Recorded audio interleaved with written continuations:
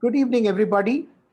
Professor Mani welcoming you to the next edition of the Wednesday Wisdom webinars. As it is rightly said, time and tide waits for no one, and time has flown since we started taking the Management Development Services programs of the Bombay Management Association onto the digital platform way back in April. We are almost at the fag end of the calendar year, but I think we've had some very, very good learning experiences on the digital platform. The digital platform, despite the constraints of not being able to meet and greet each other physically, has given us an opportunity to connect with so many people from across the world. It's indeed my privilege today to welcome the Managing Director of Landor and Fitch, Lulu Raghavan, in our midst today. For most of us who follow marketing and branding, Landor and Fitch is that company which perhaps transforms brands into super brands, is the best way that I could possibly introduce them. In good old days, when students like us or faculty like us used to teach students, we used to believe that companies create brands. And I just mentioned to Lulu, we've now begun to strongly feel that brands create companies. Of course, I'm sounding like a professor rattling off things without being very sure whether they can be verified. But that's why we have an expert like Lulu with us here this evening. She is an alumnus of the prestigious SP Jain Institute of Management Studies. About 20 years ago, she walked through the portals of that institute, and I'm sure she's reckoned among one on the Hall of Fame of that institution. After a brief stint with Ogilvy, she moved on into Landor Associates, and over the last 2 decades almost has grown the ranks, taken different roles both nationally, internationally, and today is the managing director of Landor and Fitch India, a very prestigious position that she holds. For many of us, Landor and Fitch, if it's not a big name, I'm sure brands like Barclays, BMW, Tide, Taj, Sony, Samsung, I'm sure strike a bell very, very loud and clear. Speaking to us this evening is Lulu Raghavan, who perhaps has been part of the team and led so many initiatives in creating these brands. Thank you, Lulu, for agreeing to be with us this evening. We look forward to a wonderful learning journey with you. I welcome all the participants and I request you to please begin the session. Thank you. Thank you so much, Professor Mani. A very good evening, ladies and gentlemen. It's my honor to be addressing you today on the topic of extraordinary brand transformation, something that I personally am very, very passionate about. I thought I'd start with just a little bit about my own journey. Professor Mani has covered some elements of it, and then talk to you about Landor and Fitch, just in terms of what we do. But the primary focus is on the 5 elements of brand transformation and success factors. I'll speak for about 20 minutes, and then we'll turn over to Professor Mani for questions. I request you to put all of your questions in the chat box, and I'm looking forward to a very engaging conversation with you today. So just to kick off a little bit about my own journey. I'm a Tamilian, actually born in Madurai. A lot of people look at my name, Lulu Raghavan, and wonder, what are you? Where are you from? How did you get that? My real name is actually Sulakshana, but my grandfather from Madurai, he used to be very fond of little Lulu comics because his grandchildren used to read these comics, and that's how I got the name Lulu. And when I was in the US, it became my industry name. And so that's how I am known today. I spent early years in Bangalore at Baldwin Girls High School and Rishi Valley. I say Rishi Valley because the Valley School in Bangalore actually has shaped my the way that I actually think about education, think about contribution to the world. J. Krishnamurti, the founder of the Valley School, said that education is all about finding yourself. And that was something that really stayed with me for many, many years. I then moved to Mumbai and studied in 2 schools here, Queen Mary School and Cathedral and John Connon. I put these up because when I'm speaking to audiences, there's always a connect. Somebody from Mumbai, somebody from Bangalore, somebody who went to one of these schools. I then went to the US and did my undergraduate studies in economics and applied mathematics from a college called Davidson, a liberal arts school in North Carolina in the US. And I say liberal arts because I'm a huge believer that right brain people will rule the future. And the liberal arts education is about developing the whole mind. It's about both left brain and right brain thinking. And the world today really needs a lot more right brain thinkers. As Professor Mani said, my first job was at Ogilvy. When I came back from the US to India, my mom introduced me to a gentleman called Shumit Roy, who's from Lintas. And he was guiding me on my career decision. And he asked me if I wanted to be a small fish in a big pond or a big fish in a small pond. I was going after investment banking and consulting. And he really urged me to think about a different kind of career. And he introduced me to somebody at Ogilvy who was starting brand consulting, a gentleman by the name of R. Sridhar. I spent a year at Ogilvy, and then Sridhar counseled me to get an MBA because he said a degree in management was something that really required to advise clients and to be in the consulting space in India. After SB Jain Institute of Management and Research, I actually got married and moved to San Francisco in 2000, which is almost 20 years ago, when I joined this company, Landor. Now we are Landor and Fitch. When I joined, it was the headquarters in San Francisco. I joined doing naming and brand strategy. I spent 4 years there, and then my husband moved to New York. So I got an opportunity to be in the New York office for a few years, working on brands like American Express and Panasonic. And then London for a year. And London was really fun because that's when I got to work on the rebranding of Jet Airways. This was in 2006. Kingfisher Airlines had just entered the market, and the market was shaking up here. And Mr. Naresh Goyal really looked at brand as a way to set Jet Airways apart from all other airlines in the industry. In 2007, I moved back to India to set up Landor in Mumbai. And you'll be interested to know that the first five hires were actually all women, and we were called the ladies of Landor. Over time, we've built up our expertise to a team of over 30 people, and now we are integrated with Fitch, which is an iconic retail design company, and we're known as Landor and Fitch. And Landor and Fitch, I want to say, is really the coming together of two extraordinary greats in the branding and design field. Walter Landor, who founded Landor almost 75 years ago, who famously said that a brand is a promise, a great brand is a promise kept. He also said that products are built in the factory, but brands are created in the mind. And then we have Rodney Fitch, who founded Fitch, a pioneer in experience design. And he said that good design is as useful to society as good money. We stand for extraordinary brand transformation. I want to just show you a little bit of a video, which I hope will inspire some thinking on what great brand transformation looks like.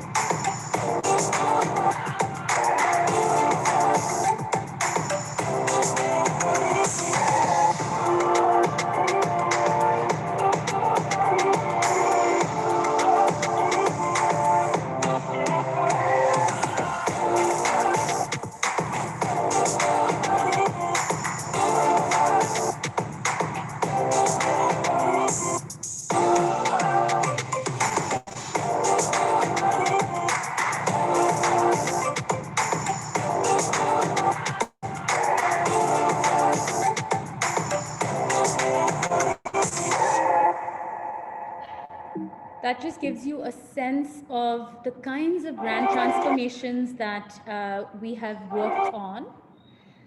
Just globally, we are the largest brand and design consultancy. And I just wanted to point out here that the areas that we cover are branding, retail, digital design, architecture, and experience. And we have very strong business leaders across each of these verticals and over 100 people in India servicing our clients.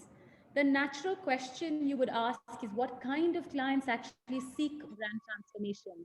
We work with large conglomerates, Tata, Godrej, Aditya Birla, ITC, Reliance, Mahindra, for example, a lot of the FMCG companies, and a lot of the digitally forward and ambitious brands as well.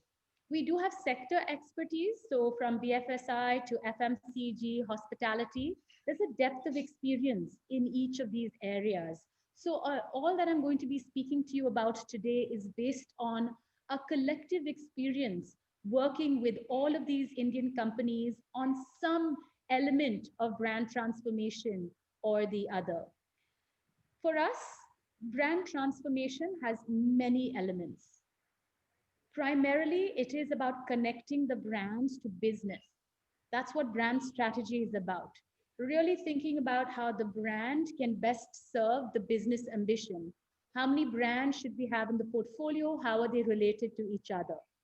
Then it's thinking about how the brands are brought to life in the name, the identity, the voice of the brand, the look and feel of the brand, the digital design of the brand. It then moves into the experience, online experience, physical experience, experience of the brand in space. Increasingly, the most progressive companies are using brand to transform the culture of the organization.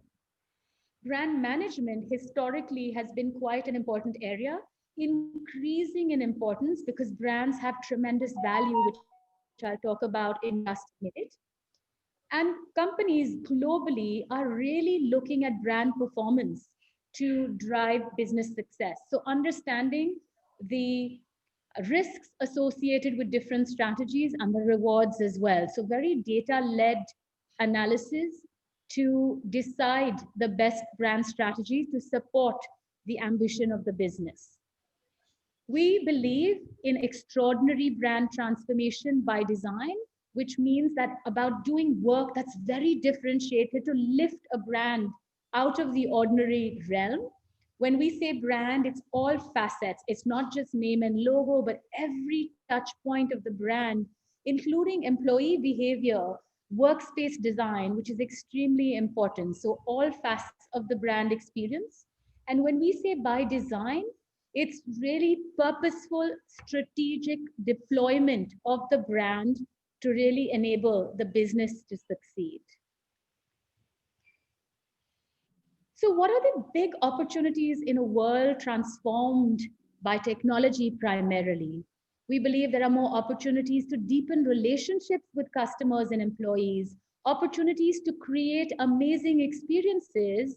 And for every company, there's an opportunity to innovate, compete, and grow. And certainly the quarantine has shown us how every company has been able to reimagine the customer experience. However, these big opportunities also come with challenges. There's more efficient but undifferentiated customer experiences. And this race to the bottom has really created commoditization and an eroding of margins. And with transformation, a lot of times the C-suite may be ahead, but the employee base tends to be left behind, making organizational change difficult. We believe that in this overlooked piece of transformation, the part which is not touched as much, but which can play a very powerful role is brand. And when I say brand, I don't mean logo or look and feel, but fundamentally what the brand stands for, what it means and represents to all stakeholders. Because brand drives differentiation and brand drives cultural change as well. Ladies and gentlemen, brands today matter more than ever before. Why do I say that? I don't know if you know that more than 30% of business value today is represented by brand. That's the intangible value collectively of global S&P companies based on our analysis. Michael Eisner, the former CEO of Disney, said it beautifully when he said this. We all know that the Disney brand is our most valuable asset. It's the sum total of our 75 years in business, of our reputation, of everything that we stand for. In fact, if you want to see how valuable brand is, I invite you to go to brandz.com. There's a live tracking of the BrandZ Strong Brands portfolio, which shows you that investing in brands delivers superior shareholder returns. So if you look at this chart here, you'll see how the line in red is the BrandZ Strong Brands portfolio, outperforming both the S&P 500 as well as the MSCI World Index. I want to draw your attention to 2008, 2009, as well as 2020. Here, there's powerful proof that the strong brands portfolio actually dips less than the market. And when things start to come back, it comes back much more strongly than the index. Real powerful proof of brand. So how do you use brand to really drive this business transformation? The best companies start with culture first. Mahindra is a fantastic example. They spent many years defining that purpose, which is rise. For them, rise is a reason to be, it's a rallying cry, it's a philosophy, a call to action. They talk about stretching arms towards perfection. And rise really embodies who the Mahindra Group is, and rise is what they do. In fact, it's super interesting how even in quarantine times, some of the initiatives that they had, including some ventilators, low-cost ventilators that they developed, was driven by the fact that employees at Mahindra accept no limits, really practice alternative thinking and drive positive change. Mahindra spent 3 years internalizing the brand and ensuring that the brand really was seeded deeply into the organization before externally going in for a branding change. The second pillar is thinking about the entire brand experience. Post-COVID, in this COVID period, a lot of companies have started to think about how they can reimagine the entire brand experience based on how consumer behavior and consumer needs are evolving. If you look at the paints category, Asian Paints is a fantastic example of how a low involvement category has become so dynamic because Asian Paints really engaged with the emotions of consumers through color. They've actually done a fantastic job of experiential stores, digital platforms to really deeply engage with the consumer on multiple levels and to create initiatives that add value to the consumer's life, not just sell and push their products. The other area that companies that are undergoing brand transformation focus on is to communicate your extraordinariness. You know, you might have conceptualized it, but you have to communicate it over and over again. And it's really important that you communicate internally, then externally, and this goes on and on and on. So internal and external communications are an extremely important piece of any ongoing transformation. Wipro is an excellent example. We spent almost a year working with them when they were relaunching the Wipro brand about 3 years ago. It was really defined around this idea of Wipro bringing an integrated perspective to their customers and by really connecting the dots, as you'll see embodied in the identity itself. Another company that has really transformed its brand to supercharge growth is Digit. I don't know if you're familiar with Digit. It's India's first only digital, fully digital insurance brand. Now there are several, but Digit was started by a gentleman called Kamesh Goyal, who was the CEO of Allianz. And he truly believed in the power of brand.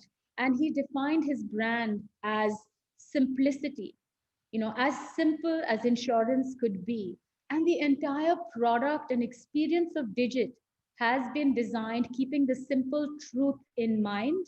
And if you go onto the website, you'll see a very powerful call to action, switch to simpler insurance. And this has really driven growth for the brand. And they've been able to make a dent in a very large insurance market by focusing on a simple consumer truth that insurance was very complicated and they are here to simplify it. So everything from the way the policies are written to the processes have been designed keeping simplicity in mind.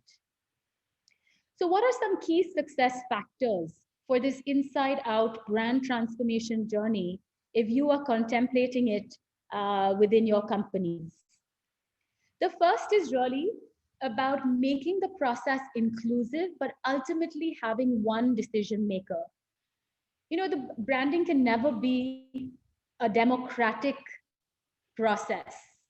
All of us are not going to agree on what is right for the brand. You have to run a process, but ultimately ensure that it's the CEO or the chairman or a group that's in charge decision. This is critical because otherwise there is analysis paralysis and you end up wasting a lot of time. A second success factor, and this is one that we should particularly pay attention to in India, is that we respect tradition and emotion, but we need to make a powerful change that's based on logic as well as magic. Sometimes in boardrooms, emotions tend to overrule, and emotional criteria tend to come into play. If you're truly interested in the business's transformation and want to be objective, it's important to pay attention to this. Moving on, branding 20 years ago was all about guidelines and a very rigid approach, very logo-centric, what you could do to the logo, where it must be placed, etc. That actually created fear psychosis. There was one big bank in India, a private bank, where people were really scared of PowerPoint presentations, of having the wrong fonts or the wrong logos, because the CEO would really get very angry if that happened. That's an old school of management. Today, it's not about creating fear psychosis, but creating brand guidelines that truly inspire your employees to act and innovate and do things on behalf of the brand and the business. Moving on, a fourth successful criteria. This is a mistake that a lot of companies make, where a rebrand is announced on the front page of the Economic Times. It's launched externally before you launch it internally. And that's a huge way to disempower your entire employee base. It's important to socialize and launch the brand internally, because we truly believe that your people are your most powerful brand ambassadors. And so they must understand the logic and the reasons about the brand, and you must introduce the new brand to them before it's launched externally. This is another one that's important. Many times in boardrooms, especially those non-marketing folks, tend to think that a brand change or brand transformation is just about a logo. Actually, that's just the tip of the iceberg. It's very much about how the business is changing, how the culture is changing, and the brand is just a symbol of that change externally. So the brand change must go much deeper. If you're changing your brand, you have to change either the culture or the experience that customers will have. A couple more key success criteria. You might have a lot of initiatives that are going on under business transformation. It's very useful to use the brand as a glue to tie it all together, because brand is what we stand for. And your new purpose, your new ambition can be the rallying cry for all of the initiatives. So it's quite a good idea to use your brand as a flag bearer for business transformation. Couple of more. when we develop the new brand, it can't just be on the website or the PowerPoint. Every touch point, from the reception to how you interact with your customers, to your advertising, to even your call center, every touch point has to really breathe and live the promise of the brand. It has to be delivered at every touch point. If we are about simplicity, if I'm having a conversation with one of your salespeople, he can't take 5 minutes to get to the point. That means the promise is falling apart. So, very important to keep the promise, but ensure delivery at every single touch point. And then lastly, execution and persistence. The former global CEO of Unilever, Paul Polman, he very famously said that 99% of brand building is execution. As a culture, we're not great with execution. We love strategy. And a lot of times we see how our clients are super excited about defining the brand, coming up with a new identity, thinking about how it gives a nice facelift to the company. But then actually a lot of times we fall short in execution of that strategy and in persistently following up. Because branding is a journey, it's not a destination. We have to be at it every day.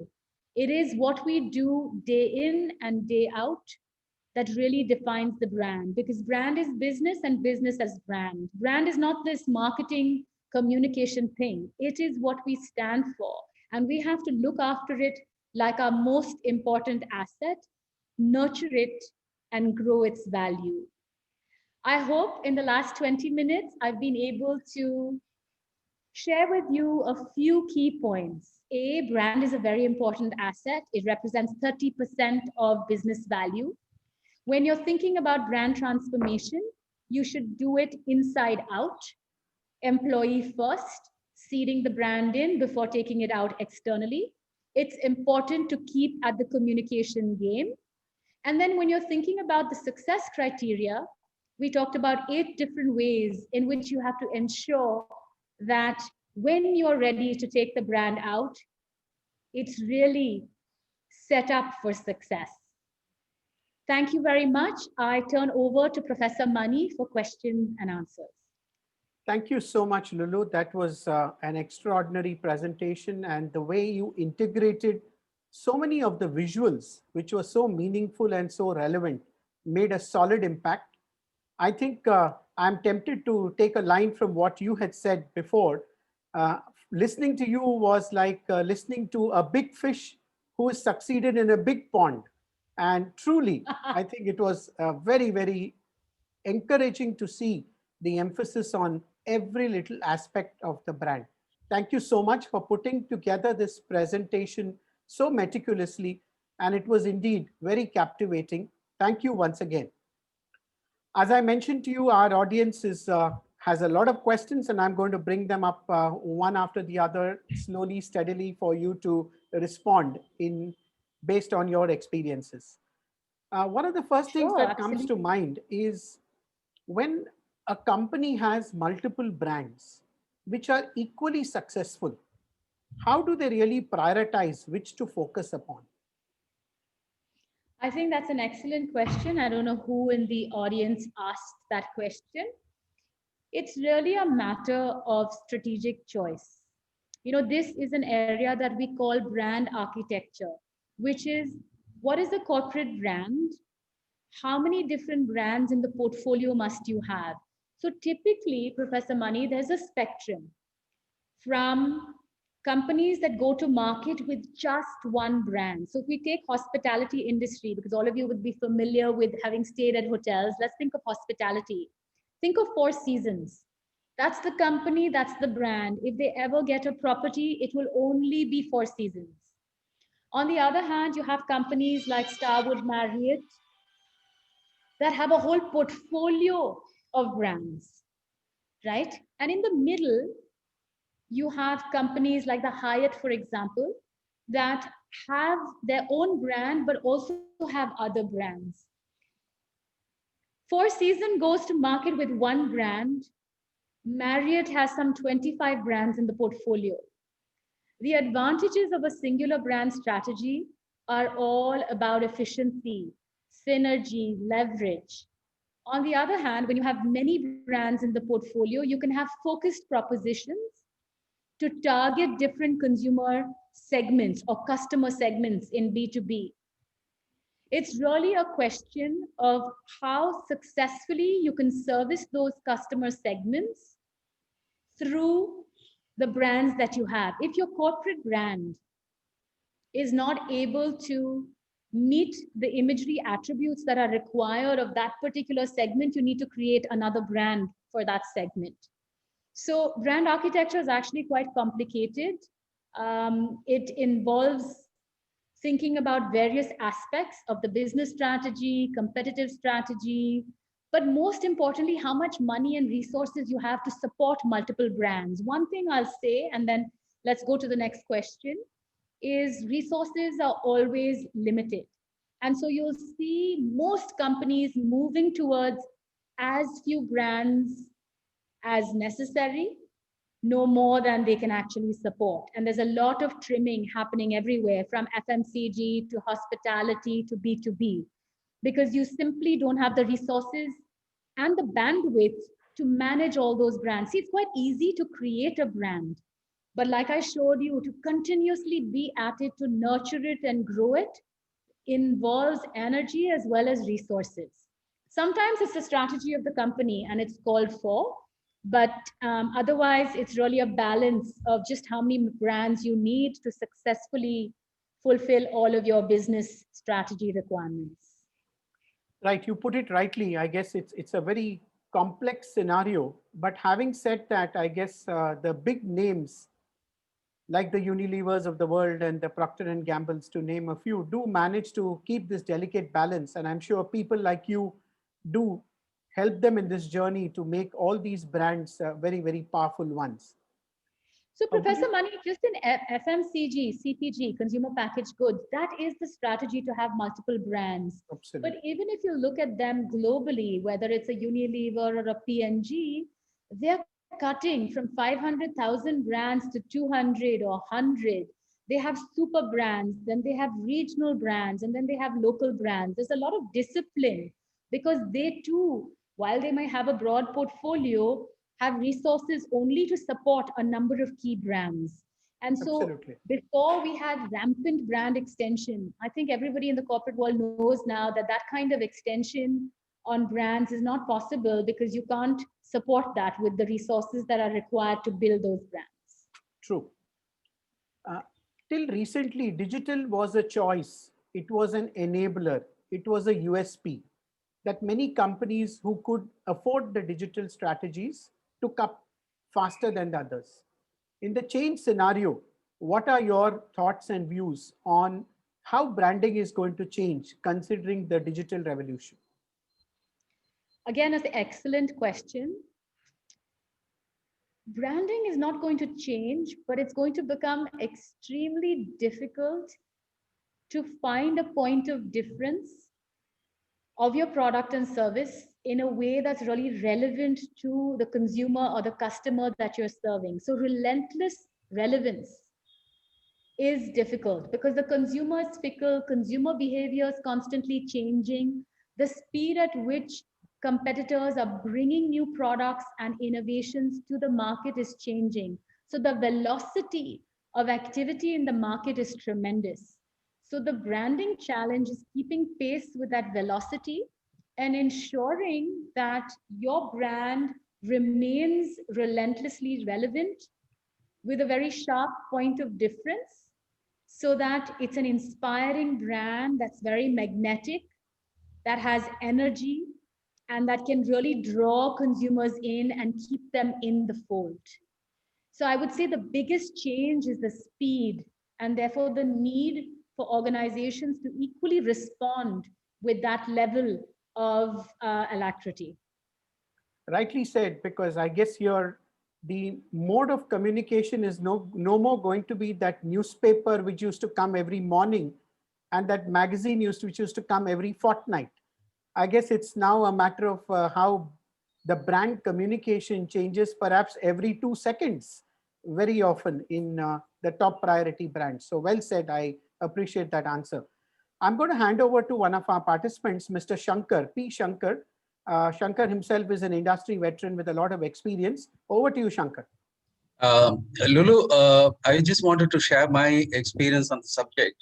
I used to head the Indian operations of a very large multinational, multi-brand, multi-product company.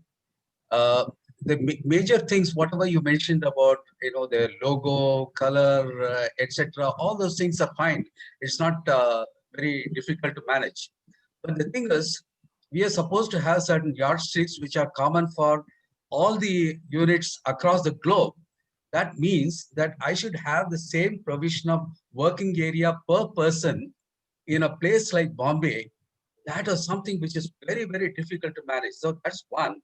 Second thing, some of the yardsticks they had is that based on the North American concept that you should have minimum 35% women.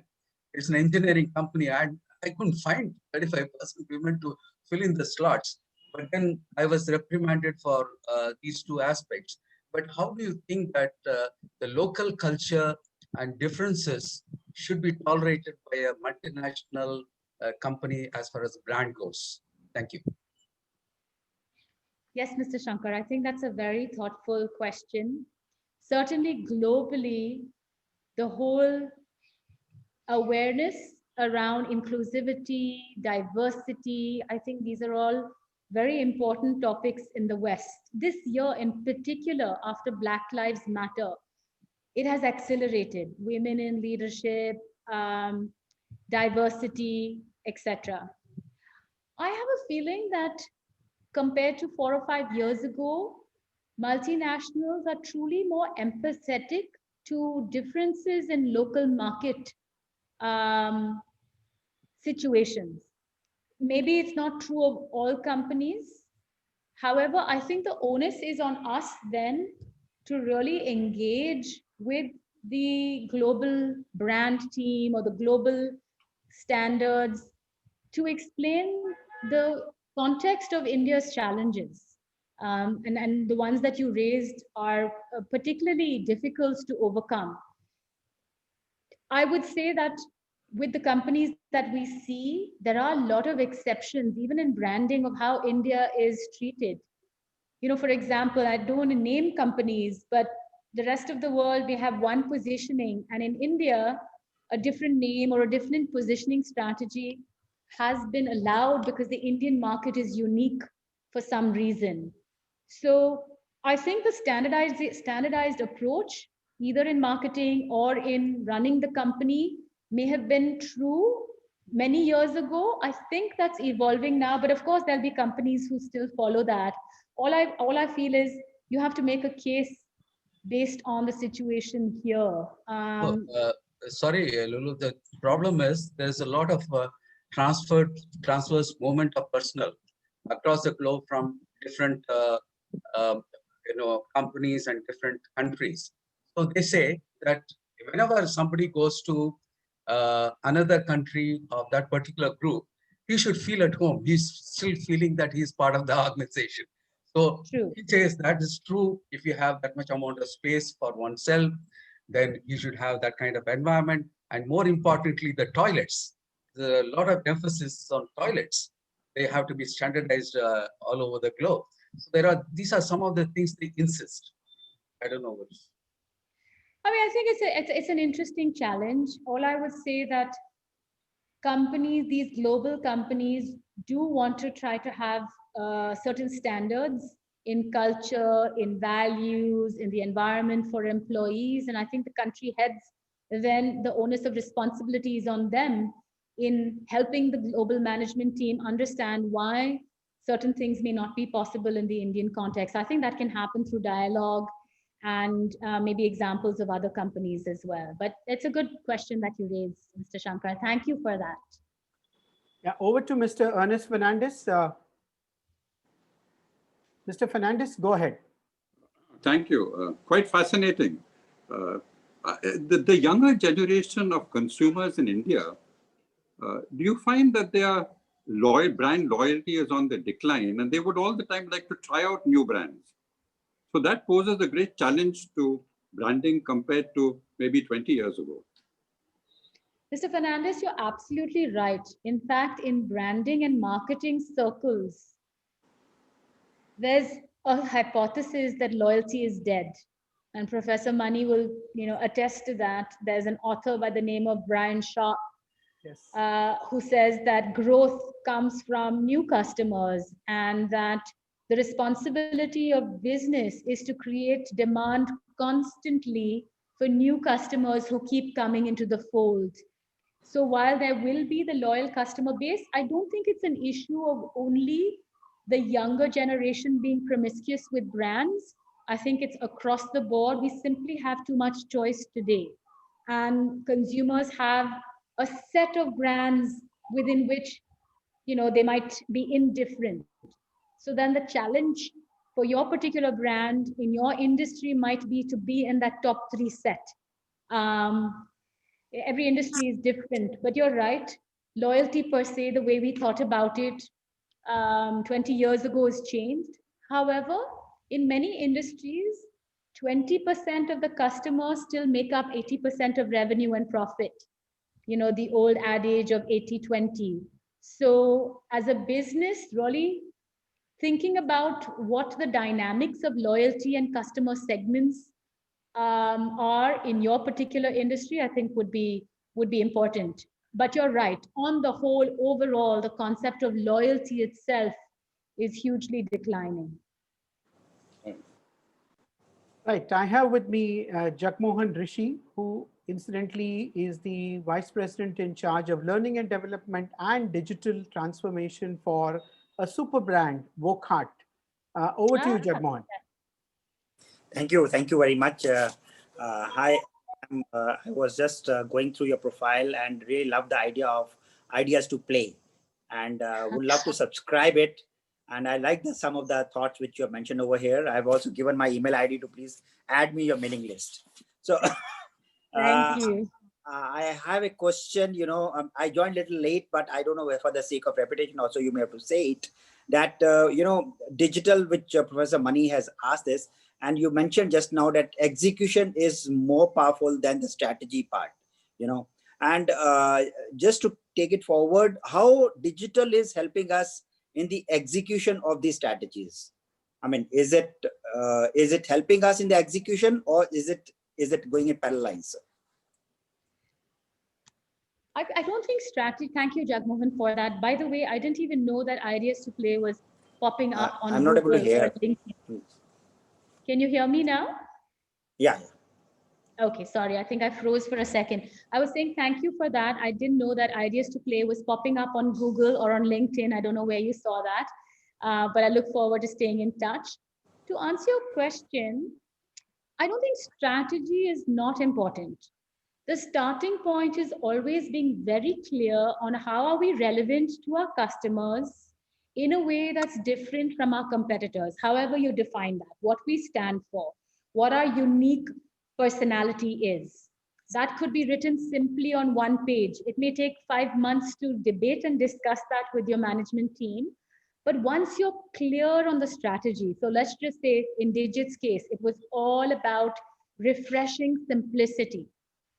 The job of execution then is to ensure that insurance is delivered in a refreshingly simple way at every touch point. As it comes to digital, the opportunity, Jagmohan, is to tell your story. So the website, does it signal refreshing simplicity and the philosophy of the brand? If you go on LinkedIn, what's the strategy on LinkedIn, which is different from Instagram, which is different from YouTube? Think of all of these digital mediums as extremely cost-effective ways of PR, of getting the brand message out, of creating visibility, of creating energy for the brand, for being that magnet that attracts your customers. What's important is that we shouldn't use these channels just as a push medium. It's not about saying how great Wockhardt is or how wonderful your products are. but really integrating into the consumer's lives and trying to find a way into the conversation that's value adding for them. So health and wellness, which is of course a huge priority for consumers now. So how can each of your brands, really plug into that conversation? We see digital as a really cost-effective way of brand building, but it requires energy, consistency, and being on point with your brand messaging across all of the social media. See, the problem is that a lot of companies think of marketing as a digital media strategy. That's not strategy. Yeah. Strategy is what you stand for, what you believe in, where you're going to play in the market, how are you going to win? What is the role of brand in delivering that? And then the manifestation of that is the execution through various platforms. Digital is just a platform. It's nevertheless a platform that's become extremely important today. I would say the big change, going back to a question that Professor Mani asked, it's difficult to stand out in digital because you have hundreds of brands today. Yeah. If you go to an Instagram, for example, everybody's talking about health and wellness. So how is your brand-led communication or conversation really going to stand out and attract the customer? That's really the challenge. Okay, ma'am. Thank you. Thank you. Nice People to have meet been listening to you very carefully, Lulu, and one of our participants has particularly said, you made this very interesting point about at some stage that a democratic process may not work and there should be a single decision maker. Could you throw a little more light on this? Because this sounds very authoritarian or dictatorial as compared to normal management thought processes. Your views, please. I understand the reaction to my comment, but the problem is when you make branding decisions by committee, very often it's the lowest common denominator. It's just like a design, a bold design, or something that's really stand out. A strategy which has elements of risk is not going to be agreed on with everybody. I'm not suggesting that just the CEO run the branding program. Of course, there should be a committee, there should be a board, everyone gives their input.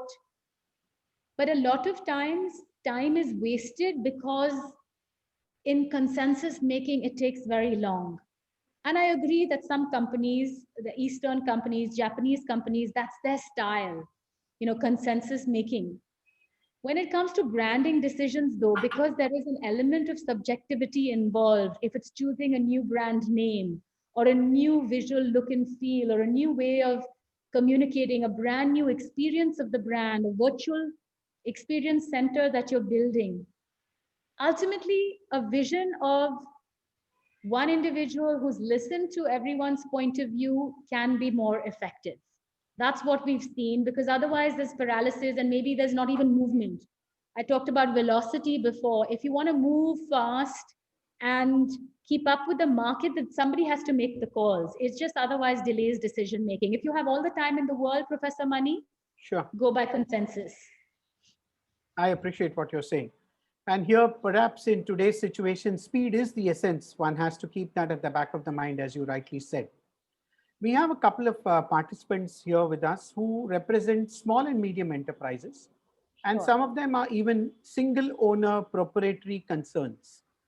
And in situations like this, the dilemma is how to evolve a branding strategy which is sustainable. Would you share some wisdom based on your rich experience? Yeah, absolutely. I think the first thing I want to say is that brand building is not about cost. A lot of times CEOs and CFOs think of brand as cost, but it's actually an investment in your most important asset, which is what your company stands for. It's more important for small and medium companies to get the branding right, because that's really what is going to fuel growth. And when I say branding, it means what you stand for as a company, your philosophy, how that translates into the way you treat your employees, the culture that you're building, and then ultimately the relationship that you build with all stakeholders. So the way to sustain it is to have a very clear, articulated vision, a culture, and values that guide the growth of the business and also enable you to really stay true to the mission that you've set out for yourself. All right. In this post-pandemic scenario, do you visualize that there will be changes in the branding strategies? What is your take on this? Oh, absolutely. I think it really depends on every industry and the extent to which consumer behavior has changed. In some industries, consumer behaviors changed completely. Travel, for example, or hospitality, the level of fear and anxiety that consumers have has to be addressed in a very different manner than in somebody going to a pharmacy to pick up, medication, right? So what is required is a study, a forensic study of how your consumers have changed. It's talking to them, doing focus groups, going out there into the market and really understanding how has consumer behavior evolved in my industry? Which of the changes are temporary reactions to COVID and the lockdown? Which are some of these behaviors that are here to stay permanently? I think I there's a lot guess- of talk on how attitudes towards health and wellness have permanently changed, and attitudes towards work from home have also permanently changed, but that most people believe everything else might normalize. So it is really studying that first and then reimagining with this changed customer, changed consumer, how relevant are we still with our products and services? Do we need to evolve? Do we need to introduce new products and services? Do we need to reimagine the way we're serving them? Do we need to create new channels to serve them better? Do we need to redeploy our workforce into an entirely different area? So I think certainly a very important exercise is companies actually questioning their very existence. Why do they need to exist in the first place? What's the value that they're creating? And how is this value best being transmitted to your customers? Absolutely. And as you rightly said, this entire work from home now is here a scenario where one is questioning what about work-life balance? Because I guess since one is working from home, one is expected to be available 7/24, and the whole work ethos has changed. So I guess the research along the lines of what you suggested does make a lot of sense. Indrapalji, you had an observation and a question. Please go ahead. Yeah, no, very, very fascinating presentation. My concern was about with this Atmanirbhar Bharat and the new thrust that we are advocating at a policy level in markets abroad. Do you think that establishing powerful brands abroad is one of the biggest challenge that Indian companies have not yet succeeded very well so far? Any comments on that? Yeah, sure. Mr. Singh, I think on LinkedIn, there's a lot of discussion on this. Every now and then when the top 100 brands, global brands list comes out, somebody or the other will link to that and say, why is it that from India, we don't have any global brands? I think it comes down to two things, both mindset as well as resources. It takes a lot of resources to build global brands. If you look at the Samsungs of the world, the Apples of the world, at that level, building global brands takes a lot of resources. So that's one. And I think historically, Indian companies haven't spent that much on innovation, on marketing. The percentage spend in those areas is extremely important to create those products and services that truly will have that resonance in multiple markets around the world. I think the second is also footprint. If you look at the top 100 global brands, they're successful equally in many parts of the world. And Indian companies have had mixed success. Sometimes some IT companies have been successful in Europe and the US, some FMCG companies in parts of Africa, but there are very few companies that have truly succeeded in every market globally. And that becomes a challenge as well. So you're right. India has been successful in a lot of the softer areas like yoga and Bollywood and Ayurveda, which is now the hottest brand globally. But in terms of commercially developed brands, I think we still have a way to go. Wonderful. Another question that comes up, and you may choose to answer this diplomatically. Why I'm giving you all this precursor is, the question is, have you been involved in developing some brands which did not succeed? And could you share some of your experiences? Sure. I mean, I can honestly speak about Air India, which we worked on almost 25 years ago. Air India is in the news again. 25 years ago, branding was about changing logos. And they had hired us as a company to change the logo and identity. But that change was not accompanied by any other change in the customer experience, which is in the product itself. The planes were still the old planes. The experience was still the old experience. And so that was a very painful reminder or lesson about the importance of going deeper than logo change. That a real brand transformation requires change across the customer experience. So that's one definitely, I think, that comes to mind. It's mostly in this area of cosmetic change where branding falls short, or a lot of intent, but not follow through in execution. So we always say that branding should not be lipstick on a gorilla. It really should change from the inside out, which is why the emphasis, Professor Money, on inside out transformation. Absolutely. And I guess that's where the organization culture is rightly said reflects on your brand, and vice versa. So if it's going to be cosmetic, it's really not going to succeed, as you rightly said. Another question that is quite interesting is, there are many companies who resort to what is called adventurous advertising, provocative advertisement, trying to kind of grab your attention by controversial statements, controversial images. And the whole idea is to kind of grab your attention. How successful are these strategies? This is a controversial question. I know probably where it's coming from.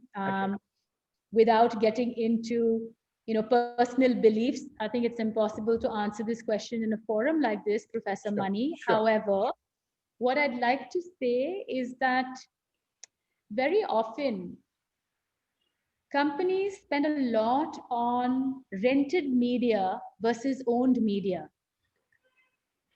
Rented media is advertising. You put one ad out, you spend crores of rupees, but it just disappears into ether. However, your website, your packaging, your brochures, all the touch points that you control, all your digital channels, companies don't invest half as much in those channels to actually tell the story. So there's a lot of noise that's created. But if some of that noise creation was diverted into telling your story through your own channels really well, that is authentic. Absolutely. I think you made a very valid point. There are very often situations where the advertising is so powerful, it tempts you to visit the website and you find it rather outdated and not updated. And then you lose faith in the company, and therefore the confidence in the brand automatically deteriorates. I think point very, very well made. Appreciate that. Well, there are still many more questions, but I think we need to respect the time that you have allotted to us this evening. And I sincerely appreciate the patience with which you've answered each question so meticulously. As we always say, all good things do come to an end, but we believe in a digital world, they only come to a pause. You can choose to continue to connect with Lulu on the social media. You can reach out to her for dialogue and discussions at some point in time by mutually fixing up your schedules. But thank you so much on behalf of all of us for this wonderful learning experience. I promised you that we would start on time and it also close on time, and I want to stick true to my promise. I'd like to first request my colleague on the executive committee of the Bombay Management Association, Jagmohan Rishi, to wrap up this session and propose a vote of thanks on all our behalf. Thank you very much, sir. Thank you very much. In fact, it is my pleasure to give vote of thanks to ma'am. And I really enjoyed the session. Although I joined a little late, I will request, sir, if you can share with me the presentation.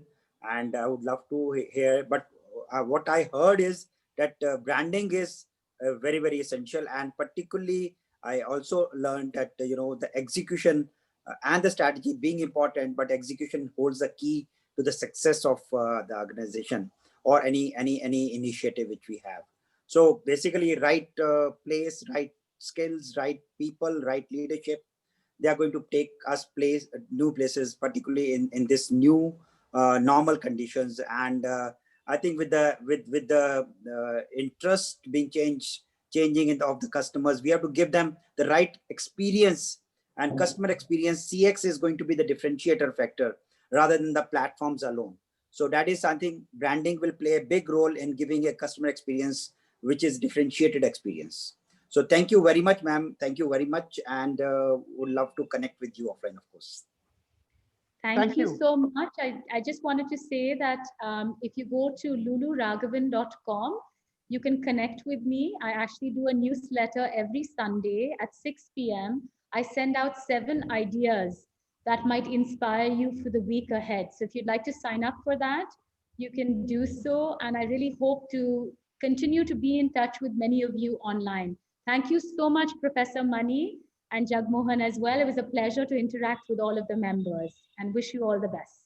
Thank you so much, Lulu. And I'm going to request everyone to put on their videos so that we have our customary digital group photograph to serve as a memory of the wonderful evening that we spent learning about how we could have this transformation of brands, and the word transforming brands inside out, and the importance of design, which came across so well as part of this session. So put on your best smiles if you may, and let's capture this moment. We had nearly 63 participants through the session today across 3 screens at this point in time. So have that little bit of digital patience, please, when Lakshmi, Supriya, and Oindrila, my colleagues from the BMA Secretariat, will do the honors. Wow, we should have insisted that everyone keeps their video on. It's so nice to see everyone. It does. Sometimes there are bandwidth issues with the users, so we keep the option open to them. While we pose for the photograph, may I remind you that day after tomorrow, we have the first ever BMA conclave on environment, social, and governance. We have 9 speakers spread over 3 hours, Friday 4 p.m. to 7 p.m. You'll get your Zoom link very soon. Make your presence felt and take advantage of this wonderful session happening this Friday. Our next 2 Wednesday Wisdom webinars will focus on 23rd of December, will focus on the Indian economy and how it is expected to resurge. I was so glad to hear Lulu saying that in a different context, that after every setback, we normally see a stronger comeback. And that's exactly what we hope for India and the world too. We have the president and the chief economist of the Aditya Birla Group, Dr. Ajit Ranade, who will be with us next Wednesday. And the concluding Wednesday Wisdom webinar of this year, the calendar year, we'll have the eminent Dr. T.V. Rao, who is seen as the guru of human resource development in India, speaking to us on the HR vision that he has for 21, the year that is going to come very soon. Of course, next Friday, to synchronize with Christmas, we have a very unusual program, and that is a Christmas music orchestra. This orchestra is very unique because every performer is a professional architect or designer or doctor and not a musician. So music for them is a hobby and a passion. It's a group of people under the banner of Shruti Sandan. More details are available at our website. You can check it out. So that's what we have in plan for you for the next 2 weeks as a countdown to the new year to come. Most people want to erase memories of 2020 and look forward to 21. But I guess adversity and opportunity always go hand in hand. I have the clearance from my team that they have captured all your smiles. Keep smiling, stay safe and stay blessed. And thank you again, Lulu. We look forward to be in touch with you. Good evening, everybody. Good evening. Lovely to meet you all. Bye-bye.